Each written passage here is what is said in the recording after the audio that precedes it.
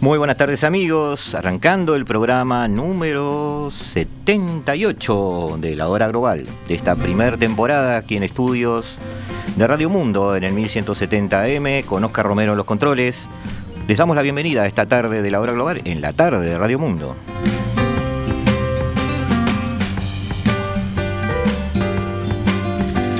En este programa especial, en esta primera mesa internacional joven, con la presencia de connotados profesionales que nos están acompañando y sobre los cuales vamos a tratar de, otra vez, como hacemos cada tarde de martes y jueves, develar el sentido de este nuevo desorden mundial.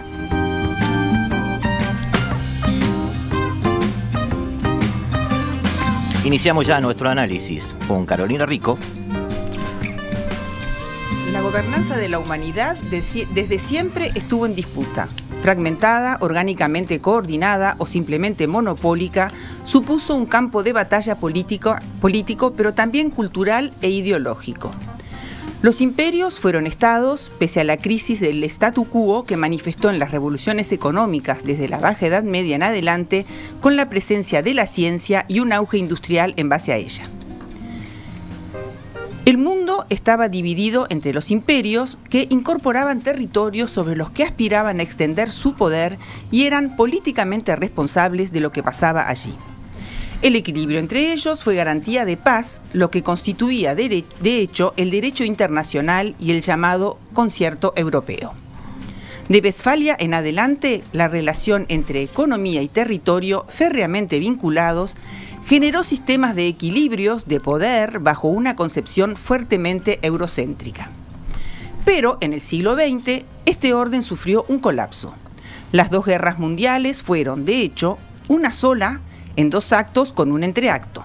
El planeta entero fue alcanzado por ese juego de intereses. A la presencia de los estados, luego de la Segunda Guerra Mundial, se sumó la existencia de un superpoder, un estado por encima de otros. En 1945, el superpoder fue representado por dos sujetos, no solo por Estados Unidos, sino también por la URSS. El control del mundo fue repartido entre dos polos que ya no eran imperios.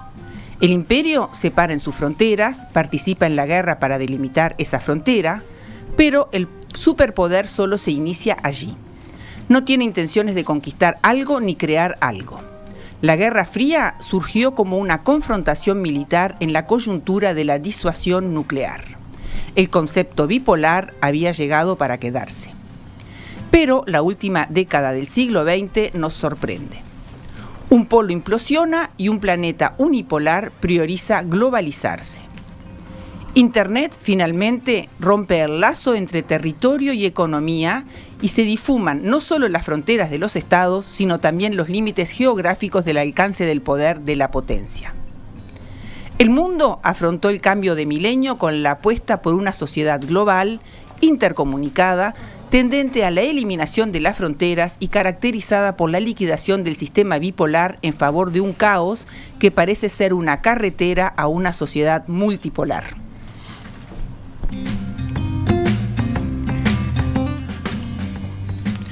Este es el tema de hoy, amigos. Está con nosotros, integrando la primera mesa internacional joven de Radio Mundo, Nicolás Pose, que es magíster en Economía Política Internacional, es docente del Instituto de Ciencia Política del UDELAR, es investigador asociado al Programa de Estudios Internacionales de la Facultad de Ciencias Sociales y de la Universidad de la República. Bienvenido y buenas tardes, Nicolás. Bienvenido nuevamente, Gustavo. Está con nosotros también Rodrigo Melgar, licenciado en Relaciones Internacionales y aspirante a profesor adscripto en Historia de las Relaciones Internacionales, culminando en este momento, por estos días, una maestría en Historia. Bienvenido, Rodrigo. Muchas gracias, Gustavo. Y por último, la dama de la mesa, Victoria de Santiago, licenciada en Relaciones Internacionales, estudió en la Universidad de Economía y Leyes de Osaka, en Japón, profundizando temas de la región. Se encuentra finalizando la especialización en Economía y Negocios con Asia e India, en Buenos Aires, Argentina. Además, se encuentra cursando Antropología Social y se ha desempeñado en el ámbito privado en empresas de origen japonés. Además, fue analista de promoción de inversiones en el Instituto Uruguay 21 y es docente de la Universidad Católica y en la Facultad de Derecho en UDELAR. Bienvenida, Victoria. Muchas gracias. O María Victoria. Victoria. Me dijiste Victoria. Victoria, muchas Ahí gracias. está. Para arrancar una primera ronda donde simplemente les voy a pedir a modo de telegrama, así ya nos vamos a la primer tanda de avisos y ya nos distendemos porque el tiempo ya nos va a favorecer. El inicio del siglo XXI presenta un cambio de balance en el poder, eso es notorio. El mundo bipolar del que ya hablábamos no existe, habría muchos polos, para algunos hay 3 polos, para otros hay 2, para otros no es que sean 3, sino que son 2, pero los protagonistas son diferentes. Más allá de esos nombres, ¿qué es relevante, Nicolás, empiezo contigo, para identificar un polo o una potencia? ¿En qué nos debemos fijar? ¿Estamos hablando de un poderío económico, militar, la combinación de ambos o qué? Bueno, el análisis de la identificación de polos de poder se ha complejizado en los últimos años. En el marco de la era de la Guerra Fría, todos teníamos ciertas certezas de que había 2 grandes polos de poder, tanto sea si uno miraba indicadores más de tipo económico o indicadores más de tipo militar. Hoy en día, de acuerdo a la dimensión que uno mire, uno puede encontrar números distintos. Si uno se enfoca en la dimensión estrictamente militar, ahí el unipolarismo es claro. Los Estados Unidos tienen una ventaja muy grande con respecto a cualquier otro país o bloques de países como podría ser la Unión Europea. Ahora, si uno mira la dimensión económica, ahí el panorama cambia. Y tenemos en particular el ascenso de China como un jugador que podría llegar a disputar espacios de poder que hasta hace 10 o 15 años estaban reservados a los Estados Unidos. Está bien, y entonces ya aprovecho la especialización en el área. ¿Por qué podría ser China hoy un polo de poder, Victoria? Y a mí lo que me parece interesante, también venía comentando Nicolás, es que sin duda el mundo se ha complejizado. Las dimensiones son diversas. Amitabh Bhattacharya hace un par de años publicaba un libro que era, el fin del orden mundial americano. Y él hace una distinción, ¿no? De cómo, hablar de un mundo bipolar o multipolar habla más de una división de poder. Pero si lo miramos en aspectos más amplios y vemos el mundo como una especie de multiplex, de varias capas, China sin duda, hoy por hoy, en lo que tiene que ver con tecnología, innovación, que es una de las nuevas fuentes de poder, ¿no? Sin duda, por eso también todo lo que tiene que ver con seguridad y tecnología se han puesto en la agenda de Estados Unidos, de defensa, y todo el conflicto que tuvieron con Huawei no es de Trump. Las primeras recomendaciones fueron dadas en el marco del gobierno de Obama, de empezar a, de cierta manera, controlar el intercambio que tenían de conocimiento. Entonces, China sin duda se posiciona como un polo que va fortaleciendo fuertemente y desafiando todo lo que tiene que ver con generación de conocimiento, que es una fuente de poder en sí misma. Y sin duda, todo lo que tiene que ver con su expansión militar en el mar de China ha puesto muy nervioso a Estados Unidos, y especialmente esta semana particularmente, ha pasado a primera categoría de prioridad para el Ministerio de Defensa de Estados Unidos, superando la preocupación por Rusia, la presencia de China allí. O sea que tenemos entonces que podemos encontrar hasta que hubiera algún tipo de requisitos para ser potencia, por llamarlo de alguna manera. No siempre tiene en cuenta solo lo militar. ¿Siempre fue así en la historia, Rodrigo? Bueno, en realidad es muy relativo. Digamos que, por ejemplo, la teoría clásica, en realidad, que esposa Raymond Aron, por ejemplo, o Paul Kennedy, efectivamente tiene un vínculo intrínseco, digamos, de lo que es el potencial militar o económico bruto, digamos, de una nación en lo que es la proyección de poder. Ahora bien, en la era moderna, en realidad, yo agregaría un factor acá que es la percepción de los demás actores de dicho poder. Porque uno puede tener un despliegue masivo de capital militar o capital económico, y si este capital no es apreciado como tal por los demás países, en realidad el efecto que causa es nulo. O incluso si tenemos una economía muy fuerte, en estado de autarquía cerrada, también ¿cómo te va a influir en otros países? Es muy reducido. Pensando puntualmente en otro ejemplo. En época de la Unión Soviética, en el apogeo, digamos, bajo Khrushchev, la Unión Soviética contaba con 5 millones de efectivos militares, reducido a 3.500.000 en la era Brezhnev. En vísperas actualmente de la guerra con Georgia, este ejército fue reducido a 600.000 efectivos y posteriormente a 250.000. La apuesta rusa ha sido de reducir, por ejemplo, la cantidad de efectivos, que otrora fuera un valor, digamos, absoluto de, digamos, influencia, y ahora apuntar a un ejército, por ejemplo, reducido, pero fácilmente desplegable en puntos estratégicos para proyectar como digamos, una especie de punta de lanza la influencia rusa en aquellas regiones que se buscan. Y lo que tú dices es que a pesar del número absoluto de menos tropas, vamos a llamarles de esa manera, de una forma un poco más básica, sigue manteniendo una imagen de superpotencia militar. No solo eso, en realidad, que incluso pese a reducir la cantidad de tropas, Rusia es capaz que está más hábil digamos, con este ejército reducido a proyectar su esfera de influencia, que digamos en la Rusia inmediatamente post-soviética, que igual tiene un contingente armado gigantesco, pero no era capaz ni siquiera de defender, por ejemplo, Chechenia. O sea que, como dijo Victoria, hay una serie de capas donde nosotros podemos ir visualizando quién cumple esos requisitos de ser potencia. Y nos vamos a un corte y después analizamos, bueno, en el panorama actual, de quién podemos estar hablando.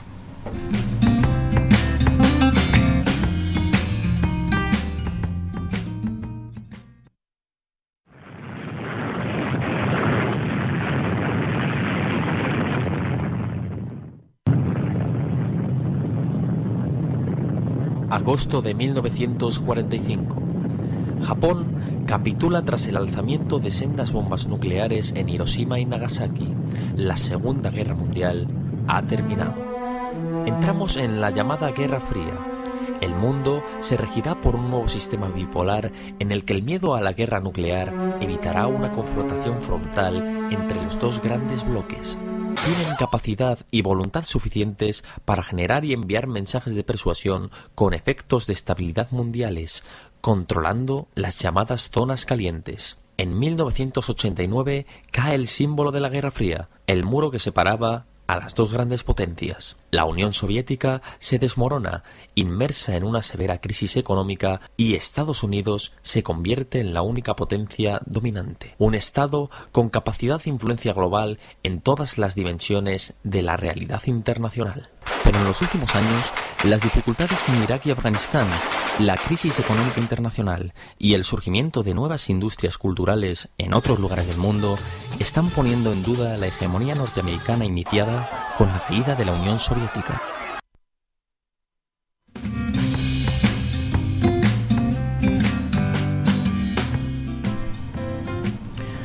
Cambiamos de siglo, volvemos al siglo XX. Suena un poco pretencioso decirlo después de apenas unos 10 y pocos años de entrar en este siglo, pero Nicolás, esa bipolaridad del siglo XX era una bipolaridad real, es decir, estamos hablando de potencias realmente globales. Te lo preguntaba porque hay grandes áreas de África, de Oceanía, digamos, o gran parte del sudeste asiático, que no podían considerarse, por lo menos en esa época, parte de un área de influencia, quizás sí colonial de antes, del siglo XIX, pero no del área de influencia de ese sistema bipolar. ¿Realmente había una incidencia de esas potencias en todo el mundo? Bueno, yo entiendo que sí. Al menos la competencia por el control de las distintas zonas geográficas del mundo era de carácter global.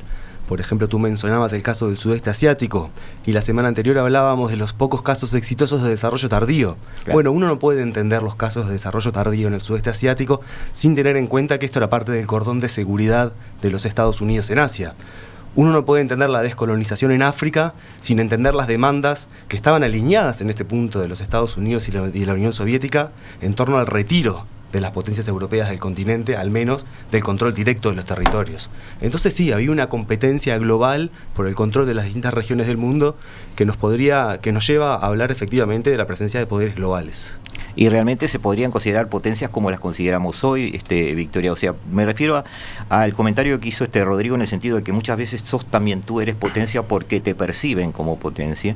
Y estoy pensando en que quizás otros países eran exitosos económicamente por esa misma época, tenían ejércitos interesantes. Estoy pensando en India, pero capaz que debe haber algún otro ejemplo más, y sin embargo se hablaba de Estados Unidos y de la Unión Soviética.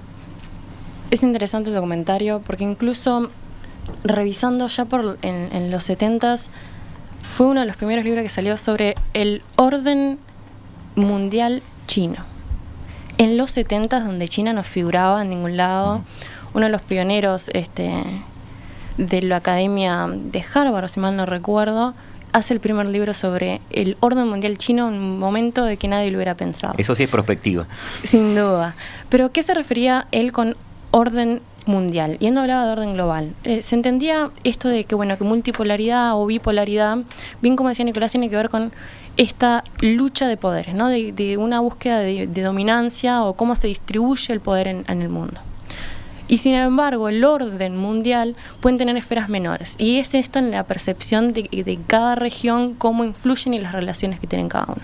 Sin duda había una lucha a nivel global por posicionarse de potencias, pero también entiendo que a otros niveles se daban redes y se tejían, como en este caso también todo lo que tiene que ver en Asia, Oceanía y también en los alrededores en China mismo, un orden mundial que estaba no solo asociado a poderío, sino siempre en todo esto tiene que lo que tiene que ver con la posición tiene una cuestión hasta cultural e ideológica de cómo se perciben estas regiones y sus asociaciones. Sí, hay ciertas siempre divisiones de ahora vamos a poner algún mapa en línea, ciertas divisiones diferentes en referencia a la identificación de las regiones, ¿no? O sea, a veces se habla de zonas angloamericanas, ponemos en este mapa, se habla de una pan-Eurasia, por hablarlo de una manera, se saca Oceanía hacia un costado, en otro mapa que estamos teniendo por allí también que nosotros identificamos como interpretaciones varias de lo que pueden ser los sistemas, también hay un intento por dividir un poco en este caso en base a sistemas políticos, pero es cierto que más allá de las divisiones o de las áreas de influencia, en ese momento estaba importando quién mandaba, es decir, quiénes eran las potencias que en definitiva estaban manejando el poder. Si estamos hablando del siglo XX, estamos hablando hasta el final del siglo XX, también hubo una presencia importante, Rodrigo, de Naciones Unidas como un actor. Quizás no un actor de motu propio, quizás no un actor de iniciativa propia, pero sí un gran gestor, o por lo menos esa era la intención de las potencias para eso. Las Naciones Unidas de alguna forma no alteraron el balance de poder, pero cumplieron una función. Bueno, en realidad depende mucho, o sea, hay que recordar primero que nada el funcionamiento de las Naciones Unidas y cómo en realidad, bien o mal, lo que es el organigrama de Naciones Unidas y la atomización de las funciones que tiene prevista, digamos, la mañata en algún sentido. Por ejemplo, pensemos en el Consejo de Seguridad, cuyos 5 grandes miembros, que son Estados Unidos, China, actualmente Rusia, pero antes la Unión Soviética, Francia y Gran Bretaña, tienen el poder de veto. Entonces, por ejemplo, pensando en realidad en todo lo que fue, por ejemplo, la crisis del Canal de Suez en su momento, ¿no? Como, por ejemplo, en realidad teníamos inmiscuidos a 2 actores del Consejo de Seguridad, como Francia y Gran Bretaña, en realidad apoyando a Israel, y otro lado, Unión Soviética, Estados Unidos, intentando en realidad, por ejemplo, evitar el incremento de las tensiones para evitar una conflagración mayor. Hay, por ejemplo, en realidad, una constante que más o menos tiñe al siglo XX, que el Consejo de Seguridad suele trancar, digamos, en realidad, el correcto funcionamiento del mantenimiento de la paz, y eso hizo, o sea... Allí trancó también. Sí, digamos que sí. Pero de una forma un poco atípica, ¿no? O sea, Estados Unidos y la Unión Soviética manejándose con los mismos conceptos. Sí, en realidad, porque en realidad acá lo que no era tanto en realidad, digamos, una comunión de intereses verdaderos, es decir, no veían tal vez el problema de la misma manera, sino que en realidad lo que se intentaba era evitar que se desbordara la crisis puntualmente. No es obviamente tanto que ellos tuvieran el mismo paradigma detrás de la crisis entre el gobierno de Nasser, obviamente, y aquel de Israel, sino que en realidad, evidentemente, buscaban evitar el conflicto. Y, por ejemplo, pensando más adelante, todo lo que fue el proceso de descolonización, África misma se convierte en realidad en un terreno del mundo postcolonial entre Estados Unidos y la Unión Soviética. Pienso, por ejemplo, el tema de Angola, famoso por la intervención de Alemania Oriental allí, sí. Por lo que se llama el COCO, que es el consorcio colonial, y, por ejemplo, la intervención también de la Cuba socialista, digamos, allí. Todo demuestra que fue un terreno que, si bien en realidad neutral, digamos, un tercer mundo, igual fue un campo de batalla. Fue un campo de batalla también. Sí. Y no hay un tema también, Nicolás, allí de gobernanza, es decir, estamos hablando de que el Consejo de Seguridad de las Naciones Unidas está conformado por determinados países, pero hay momentos en que se notan más los ausentes que los presentes, es decir, Alemania no está, India no está. Bueno, eso tiene que ver con la conformación del órgano en un momento dado del tiempo, ¿no? Hay una cosa que en ciencias sociales se denomina dependencia de la trayectoria. A veces, para entender el funcionamiento de algunos espacios actuales, tenemos que remontarnos al pasado, claro, y ver cómo se originaron. Claro, pero genera, querámonos o no, consecuencias. Es decir, consecuencias que a veces no son consecuencias específicas en cuanto a un mal que ejerzan, pero sí, por ejemplo, a que complica la gobernanza. Bueno, hay todo un debate sobre la reforma del Consejo de Seguridad de las Naciones Unidas que tiene como distintos argumentos en juego, ¿no? Están parte de una posición en el debate es esta que planteas tú. Bueno, la exclusión de algunos actores minimiza la capacidad del organismo de tomar decisiones relevantes. Hay otros que plantean lo contrario. De hecho, incrementar el número de actores incrementa la probabilidad de nuevos vetos. Entonces, en realidad, uno tiene que concebir a estos espacios como espacios de coordinación.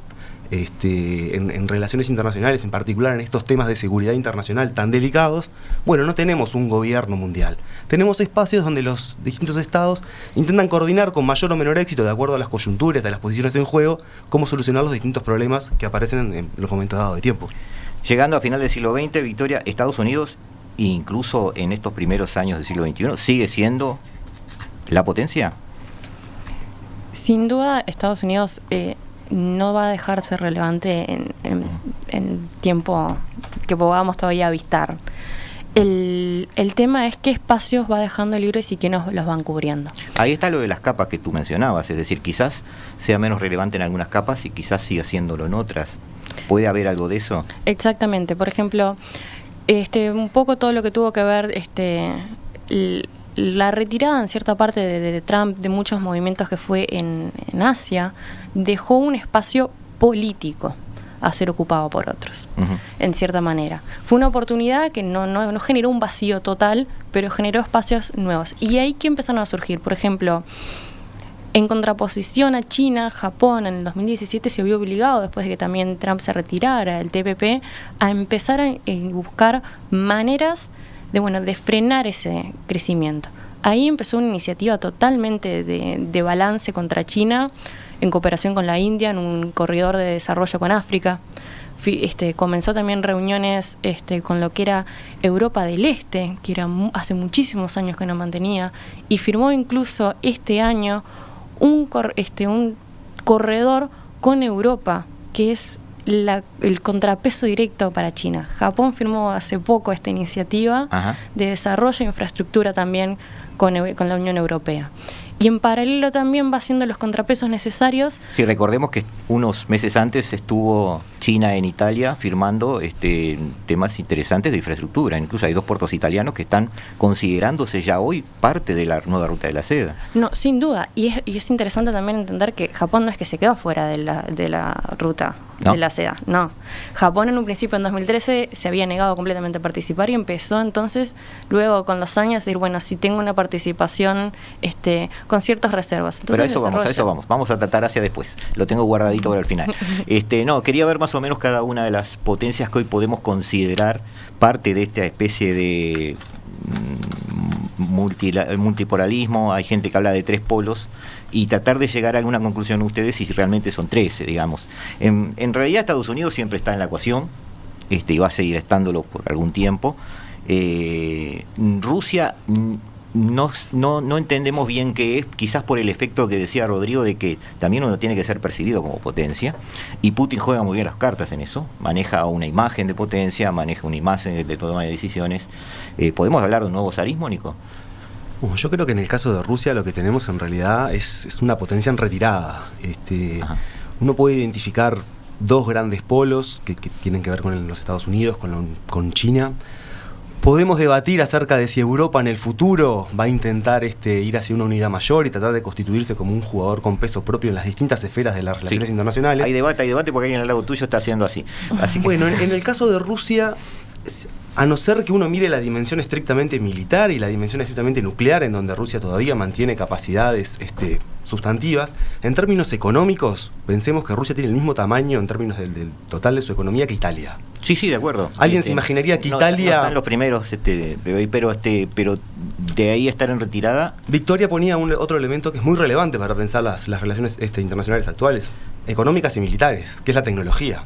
La capacidad de innovación de Rusia es muy baja en comparación con todos estos actores que mencionábamos. Rusia lo que sí tiene es un peso muy fuerte en Europa en materia energética. Ahora bien, ¿hacia qué tipo de economía vamos? ¿Cuál va a ser el rol de los hidrocarburos en el futuro? Tal vez ese elemento que ha sido el elemento por el cual Rusia ha tenido cierta influencia sobre Europa, en los próximos años no sea tan relevante. ¿Rodrigo? Bueno, yo lo que creo en realidad es que, o sea, obviamente que comparto lo que dice Nico, en realidad que a saber, o ¿Tú sea... hacías así? Como... No, me quiero explicar en realidad. El PBI de Rusia solitaria es una verdad verdadera, innegable, y en realidad el peso económico de Rusia va por la extorsión. Capaz que lo que todo te cerraba era lo de retirada. No, claro, o sea, lo que llaman la pipeline diplomacy que hace Rusia, ¿no? Esa extorsión de lo que es el comercio del gas, o sea, es la única herramienta que tiene económica. Yo creo en realidad que por ahí hay un resurgimiento, o más que un resurgimiento, un rediseño de Rusia en realidad, que viene sobre todo de Rusia como líder de lo que son los parias internacionales. Esa idea de está fuera del sistema, rompe con Occidente, y bajo su estandarte se aglutinan todos esos estados en realidad que, digamos, están peleados o que quebraron en realidad con Occidente. El peso de Rusia en realidad así no está tanto en realidad configurado en torno al potencial económico, que es evidentemente muy magro, sino ni tampoco a su reducido capital militar, digamos, de lo que son las fuerzas terrestres tradicionales, sino que obviamente el paraguas nuclear y sobre todo, digamos, esa imagen que da de referente o de posición al mundo occidental, si se quiere. Mi duda de la retirada, Nico, era porque de alguna manera es cierto que los que eran satélites europeos, vamos a llamarles así, ya no vuelven. Pero supongo yo que Rusia tiene la aspiración, y muchas veces su canciller lo ha dicho, de volver a manejar de alguna manera una relación fuerte con aquellos países que quedaron en Asia, digamos, que formaban parte de la URSS en su momento, y en Oriente Medio está avanzando. Es decir, su relación con Irán, con Siria y con Líbano está manejándose de una forma que por lo menos en los titulares parece como una presencia fuerte de una potencia. Si uno mira, ¿no lo ves tan así? Si uno mira todos o la gran mayoría de los conflictos en los cuales Rusia se ve involucrada de una forma u otra, uno puede observar una constante. En todas ellas, Rusia lo que intenta es mantener el status quo, no perder más, no retirarse más de lo que aún ya le han forzado a retirarse. En el conflicto de Ucrania, por ejemplo, Rusia lo que pierde es un aliado o un socio clave que está al lado de su territorio. Si uno mira el caso de Siria, Siria es un aliado tradicional de Rusia. Rusia lo que intenta es que no se le caiga un aliado como ya se le cayó el aliado de Libia. Es decir, en buena parte de los conflictos en los que Rusia se ve involucrado para tratar de no retroceder más. Es difícil encontrar un caso en el cual vea intereses ofensivos de Rusia que intente copar nuevas zonas o áreas en las cuales no tenía influencia en el pasado. Por eso es que mi reflexión iba por esa línea. Crimea no cuenta. Estaba pensando lo mismo. Crimea de hecho solía ser parte del espacio soviético, de nuevo. Crimea se entiende desde la relación con Ucrania. Claro, mientras Rusia tenía una relación privilegiada con Ucrania... Tú no ves un avance. No hay un avance, hay intentos de no perder mayor pisada. El caso de Crimea creo que se marca en esta lógica. Mientras Rusia y Ucrania tenían relaciones de cooperación, estaba bien que Crimea fuera parte de Ucrania. Pero recordemos que Crimea fue cedida por Rusia a Ucrania en la década de los 50, 60 del siglo XX. Entonces, de nuevo, desde la lógica geopolítica, lo que intenta Rusia es no perder más pisada. O sea, una Rusia a la defensiva con Europa. O con el mundo. Una Rusia a la defensiva intentando preservar espacios de poder que tuvo en el pasado y que quiere mantener. Yo no veo iniciativas en las cuales Rusia intente copar nuevos espacios porque tampoco tendría las capacidades para hacerlo, pienso. Y en todo esto, ¿cómo cuaja entonces que Macron diga que la NATO quizás no tiene ya razón de ser y Rusia podría ser parte de Europa? ¿Es un acercamiento o es simplemente a ver qué pasa? Desde mi perspectiva, tal vez los compañeros pueden aportar otros conceptos, lo que está intentando Macron es provocar a Trump, provocar la reacción de Trump, porque lo que busca es que Trump no se descuelgue de la OTAN. El que está poniendo en cuestión la OTAN, o al menos el funcionamiento de la OTAN, es Donald Trump. ¿Cuál es la estrategia o la base que tiene Macron para decirle, Donald, quédate en la mesa, está Rusia allí, si tú no soltás la mano, podemos tratar de ir por esta alternativa? Ahora bien, ¿es creíble esa alternativa? No sé, Victoria, ¿tú le crees a Macron? Yo coincido mucho con Nicolás en que lo que se está generando, y bien hablaban al principio, no todo el tema de que es de gobernanza, son temas, lo que está detrás del éxito o no, del mantenimiento de las instituciones es el diseño. Ajá. Y parte de ese diseño también en muchas es la participación de Estados Unidos, no el éxito o la real relevancia de estas instituciones. Entonces, coincido en que la manera de hacerle entender el espacio vacío que hablaba al principio, que va dejando, sí, que puede ser ocupado, son este tipo de señales que van mandando a los diferentes países. Que le vaya a creer o no, bueno, claro, es otra historia. Pero de todas formas, sí deja sentado que Europa, el futuro es sí o sí con Estados Unidos. En un principio las afinidades irían por ese lado, en términos de lo que es Unión Europea. Sin embargo, creo que también es un llamado a que no se pueden perpetuar las situaciones de fricción entre Estados Unidos y Europa, porque genera ya así un desgaste que empieza a tener puntos de no retorno. ¿Lo ves así también, Rodrigo? Sí, por supuesto. De hecho, me encanta el análisis que hizo ella, porque yo creo que también en realidad hay acá un tema esencial, que es, si pensamos, por ejemplo, en aquella Rusia previa a Ucrania, que ya nos parece en realidad que hace décadas de esto, pero en realidad fue ayer, había todo en realidad un interés en su momento de, digamos, aglutinar todo ese espacio ex-soviético, digamos, a la nueva Europa. O sea, allá por el 2009, 2008, me acuerdo que incluso un acuerdo de libre circulación sin visa para de hecho, los países del Báltico están ahí. Claro. Y de ello, o sea, en algún futuro, digamos, un futuro periodo que no existió, Rusia sería miembro de la Unión Europea, digamos, así, muy loco. Pero el punto acá, claro, yo creo que va por lo que ella dice, que es que por un lado yo creo que es que efectivamente un llamado de atención a Estados Unidos, como bien dice él, pero también en realidad yo creo que la situación de fricción con Rusia tampoco se puede mantener eternamente. Hay en realidad una tendencia, sobre todo si uno mira las encuestas en Alemania y los países de Europa, a aceptar incluso el nuevo estado de cosas en, por ejemplo, Ucrania. Europa está muy cansada de la fricción con lo que es Rusia, y yo creo que estaría incluso dispuesta a transar, digamos, una especie de concesión, capaz que una especie de condominio de zonas de influencia en Europa Oriental, para poder coexistir con el gigante euroasiático. Pero siempre viéndose como partes de bloques diferentes. Sí o no, eso hay que ver, depende de cuál sea la forma política interna de Europa, lo que cobre actualmente. Bueno, después de la pausa nos vamos a Asia, y bueno, ahí, Victoria, vas a tener una lluvia de preguntas. Muy bien.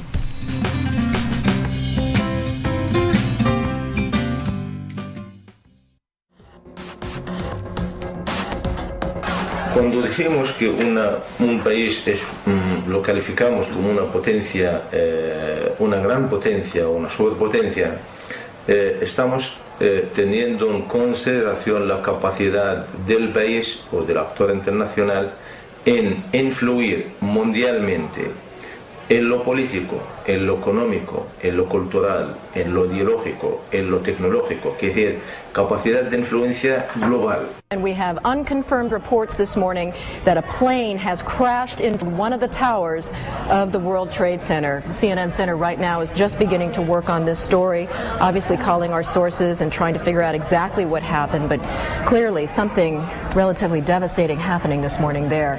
El siglo XXI amanece con un enemigo inesperado. Los atentados del 11 de septiembre marcan el inicio de una serie de intervenciones militares en Oriente Medio.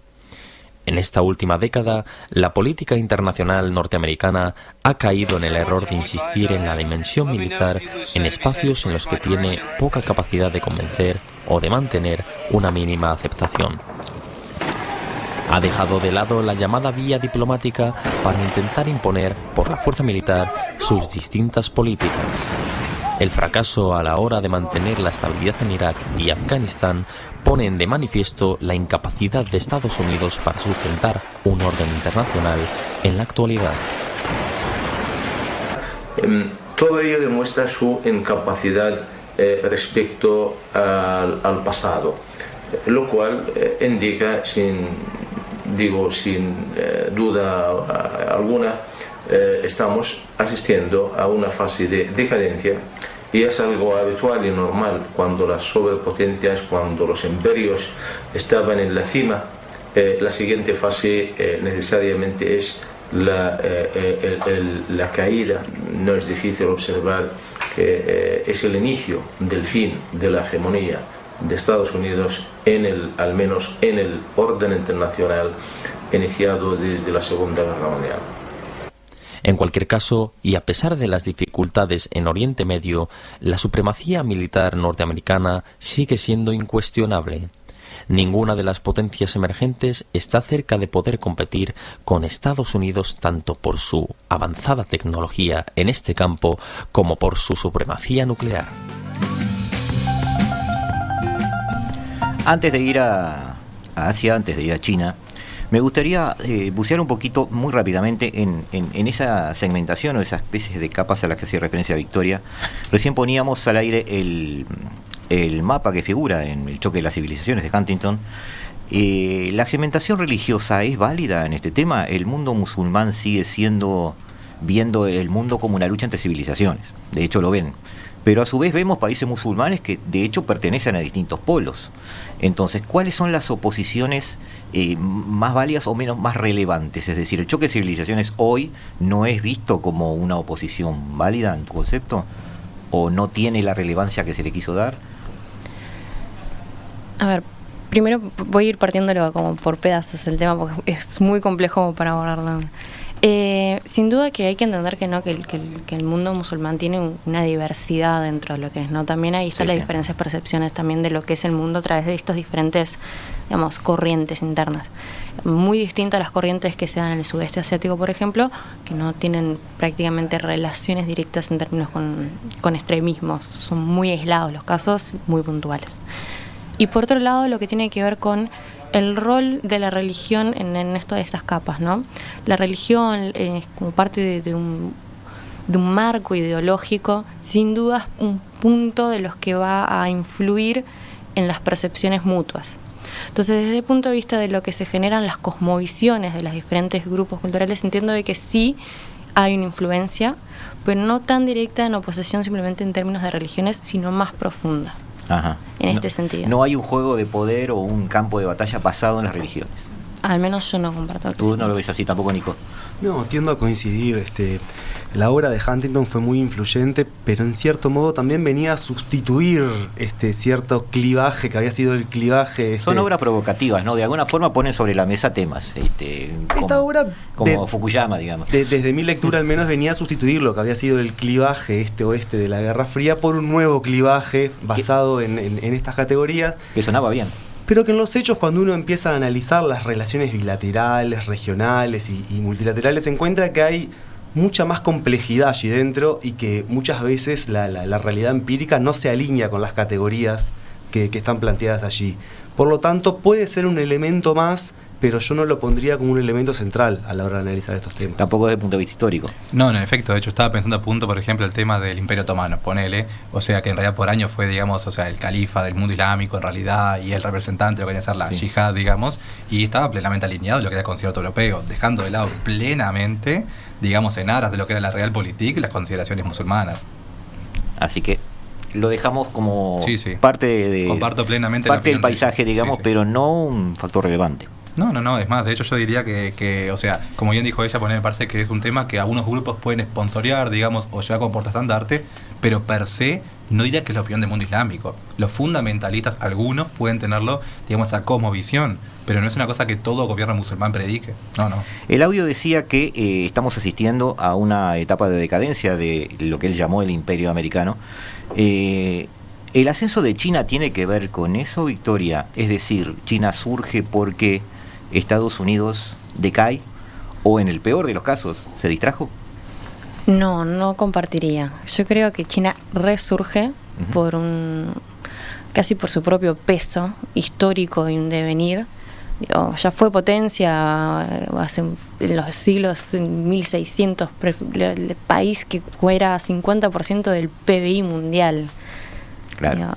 China lo que hace es resurgir, reacomodarse, empezar a hacer un catch-up tecnológico, que es una de las claves, que es lo que está haciendo también en diferencial, y empieza entonces paulatinamente a ocupar diferentes espacios. La parte militar es en realidad una aspiración que surge principalmente de lo que fue su último plan quinquenal, de realmente volverse un ejército de tiro mundial. Tampoco hay ni clara posición china explícita de querer ser potencia. Busca un ascenso armónico en todo su discurso. Todo es parte de un proceso. Sí. Esa es la mirada. Ese es el creo. Ahí está. Ahora, dentro de eso, ¿China le ayudó a la globalización? China sin duda. China lo que vio o lo que tuvieron sus líderes fue la capacidad de visualizar que más allá de todo este plan del comunismo, socialismo, de producción, empezaron a detectar, y fue muy simple como empezó a darse el capitalismo interno. Hubieron un par de ganadores internos que empezaron a poder aprovecharse de la situación. El gobierno, en vez de frenar, decir no, esto no es para donde vamos, decidieron promoverlos para que otros también siguieran ese camino. dejó mucha gente en el camino este proceso, por supuesto, Ujú. pero fue parte también luego de la globalización que le permitió crecer en sus términos, ¿no? Y manejándolo con muchísima cautela y mucha dirección del Estado, que es un gran esfuerzo también que ha hecho China. Sí, en ese sentido es bastante sintomático ver que todo el proceso de globalización, yo lo ubico mucho históricamente con Bush padre, ¿no? La primera guerra del Golfo, que quizás empezó a manejarse ya sobre la mesa una praxis en ese sentido. Pero muchos jugadores de la periferia, países en desarrollo o subdesarrollo, de alguna forma terminaron, en base a esa dispersión geográfica de la producción, beneficiándose de una industrialización que quizás ni esperaban. ¿Se equivocó Estados Unidos, Nico? Uno no podría hablar de equivocaciones porque aparte no hay... Hablamos de economía. No hay un decisor pensando esto y tomando decisiones, no, son procesos sociales que se van construyendo a partir de las interacciones. Pero eso sucedió. Lo que sí sucedió es que China logró desarrollar una estrategia de desarrollo tardío que no es innovadora en sí misma. Si uno mira las políticas de China, como decía Victoria, una globalización muy gestionada, ¿no? Un proceso de conducción económica desde el Estado muy fuerte, orientando al sector privado hacia determinados sectores económicos. Eso ya lo había hecho Japón, ya lo había hecho Alemania, ya lo había hecho Taiwán, ya lo había hecho Corea del Sur. ¿Cuál es el problema, si se quiere? No es un problema, es un dato, pero ¿qué es lo distinto? El problema, lo distinto es el tamaño. El desarrollo tardío de China tiene consecuencias sistémicas. El desarrollo tardío de Corea del Sur no.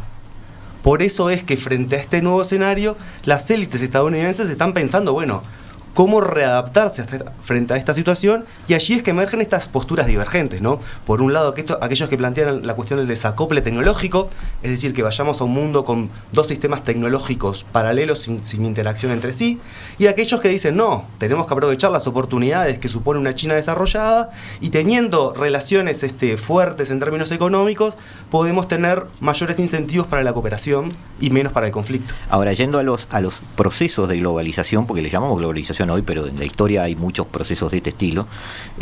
No sé si se te ocurre algún término, Rodrigo, pero lo podemos seguir llamando globalización en la historia. Es cierto que pasa que la potencia generadora de este tipo de procesos, tiene que soportar, ¿no? Tiene que ser testigo de un avance económico de sus colonias o países periféricos o aquellos países que son funcionales a ese tipo de sistema económico. Y eso quizás va en detrimento de su propia posición a futuro. De hecho, por ejemplo, lo que se me viene a mi mente justamente es el Imperio Español, por Claro, antonomasia, digamos. exacto. O sea, es el gran desarrollo en realidad del siglo XVI del Imperio de Carlos V, Felipe II de los Habsburgo. Hay quien dice que la globalización empezó en 1522, ¿no? Efectivamente, para mí la colonización, o sea, sería mejor llamarla la primera globalización.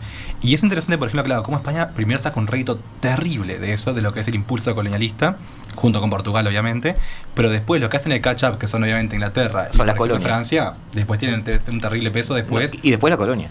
Efectivamente. Ese efecto derrame es... Pero sobre todo los que más enriquecen, por ejemplo, si pienso, no tanto las colonias de América, sino, por ejemplo, los Países Bajos, que eran parte del patrimonio borgoñón que había heredado España. Por ejemplo, tuvieron un desarrollo Amberes, por ejemplo, después, bueno, Holanda per se, o sea, se construye todo en realidad sobre el periodo colonial. Sí, O sea, eran vecinos privilegiados de la gran potencia. por supuesto, más que vecinos, eran el punto de entrada de todo el capital que venía de aquí. Ahora, aterrizando ahora sí en China, Victoria, China, ¿qué es en Asia? ¿Es el país dominante? ¿Es un vecino más? ¿Es alguien que está jugando también su juego de poder dentro de Asia? ¿Cómo debemos verlo? Porque lo vemos con referencia a nosotros, esa ruta de la seda que nos amenaza a todos, o a algunos les tienen alta simpatía, pero no sabemos cómo interactúan entre sí los países asiáticos, porque también tenemos a Pakistán e India, que lo primero que nos dicen todos los analistas son países nucleares, son países que tienen grandes economías. India tiene el cuarto ejército del mundo, entonces de alguna manera siempre se nos escapan esos datos. ¿Cómo juegan? China sin duda está jugando un juego de poder, en el sentido de que todavía están los mismos países que están insertos en lo que es la iniciativa, tratando de entender si es positiva o negativa. ¿Por qué? Porque ya han habido casos de que en estos planes del mismo plan, valga la redundancia, han entrado en grandes deudas que han implicado ceder incluso puertos enteros. Entonces esto genera muchísima preocupación. Ajá. Esto en el sudeste ya pasó, y generó una alarma que es la que venían incluso ya pregonando Pakistán e India sobre, bueno, este trade-off realmente ¿qué costo tiene? China sin duda lo que busca con lo que tiene que ver con la iniciativa de One Belt One Road y también el avance en lo que es el mar, es de cierta manera generar también un vinculamiento que vaya empujando en términos políticos a Estados Unidos. No en términos físicos, no es un tema en términos militares, sino que lo que busca es, como hablaba también, está la lucha, está buena también la tecnología, quiere generar una cercanía económica y política para que a todos los diferentes capas que venimos hablando, China puede ingresar en las relaciones con estos países, sea tecnológica, con el ingreso del 5G y todos los diferentes aspectos. Siempre bien posicionado. Exacto. Entonces, también tiene que China, de cierta manera, medir un poco sus avances, porque cuando tiene estas grandes consecuencias negativas, de cierta manera también le juegan contra. Está bien. ¿Algo más sobre China? En particular, lo que sí mencionaría en final como de China es que el juego grande que está jugando ahora va a ser sin duda tecnológico, y tecnológico tiene que ver no solo a nivel de patentes, sino que las grandes discusiones que se está dando es con el nuevo salto tecnológico, con lo que tiene que ver con el quantum computing. Esa es la principal competencia que tienen hoy China y Estados Unidos, y por eso todo el problema con ¿Asia va a ser de China? Asia está disputada aún fuertemente con todas estas iniciativas que están tratando de hacerle un sobrepeso. ¿Y? No está decidido todavía. No está decidido. Para mí no está decidido. Nicolás, tratando de llegar ahora a una rueda ya de consultas en 1 minuto y poco cada uno, porque se nos acaba el tiempo, estamos en definitiva en un mundo multipolar, tripolar, bipolar. ¿Realmente podemos considerar que hemos salido de la bipolaridad cuando en realidad Estados Unidos, estamos viendo por lo que hemos visto en esta mesa, que maneja a Europa casi como un socio minoritario, por decirlo así, y también como un sector liderado por él?